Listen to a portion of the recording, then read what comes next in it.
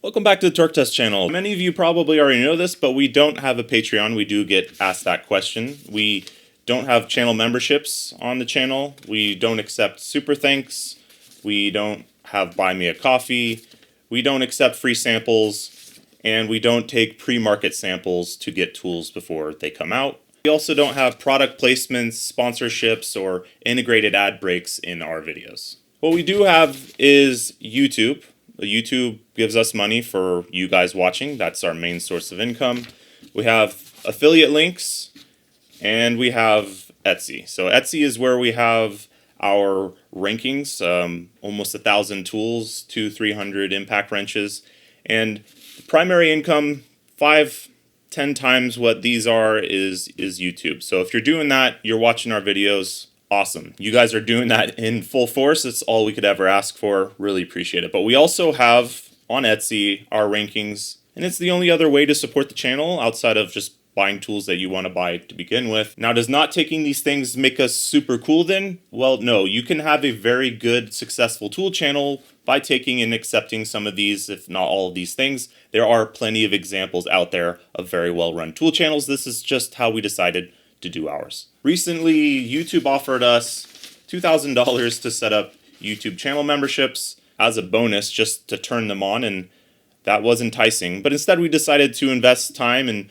money for people to redesign our rankings and add a few features, and that's what these look like. So first things first, you don't need these rankings. In any video we show the tool you're looking at, we're going to place it on the rankings and show you the tools around it. But on some of these rankings, they've grown quite long. So if you got 40, 50 tools, sometimes you're going to want to see that all in one place.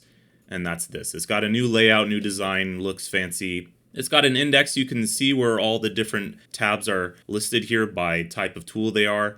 Power tools, hand tools, impact wrenches. And there's also tabs along the bottom, which if you don't open up in Drive, if you don't have Google Drive, it's going to look a bit messy at the top of your screen. So it's going to include the index here. Up here is usually community notes and a link to this live ranking. If you're downloading the file for some reason, you're going to want to just follow the link for this live link. So the main thing that's new is obviously the design. You can navigate to one of these categories and hopefully it's a little bit easier to digest. I know we include a lot of data on screen, but you can peruse it at your convenience. It's a little bit more laptop friendly, a little bit more iPad friendly, and a little bit more mobile friendly, formatting wise as well. You can also navigate via these tabs below, and the most new impressive thing that we've been working on is the comparison chart. First thing you're going to have to do, because Google Sheets are weird, is clear all these selected tools.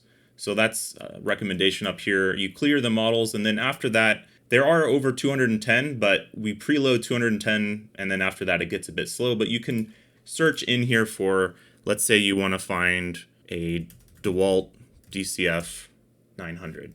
You can type in DeWalt. It's going to bring up all the DeWalts here that are impact wrenches, which is what we have dyno charts of. You can select the 900, and there you go. Let's say you want to compare that to a Milwaukee, but you don't know which one. You can type in Milwaukee. Oh, there's the Gen 2 high torque.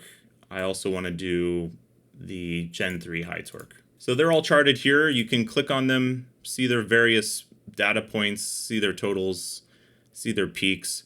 And these are all going to be with kitted batteries. We can't include a 15 amp hour and a 2 amp hour for every DeWalt, or a Forge for this one and not for that. If it comes in a kit with that battery, including for the DeWalt here, a power stack, because they offer a power stack kit now, that's 874 foot-pounds in a 15-second test.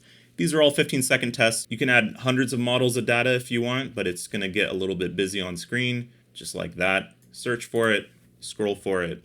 Either way, it should be around 270 to 300 impact wrenches when this is all loaded. We're still tweaking to make sure it all shows up correctly, so sorry in the meantime if some of this isn't as intuitive as it will be in the future. We add to this data weekly, so you'll be able to see the list of tools and impact wrenches grow every week, including on these data sheets for impact wrenches or just any other tool, ratchets.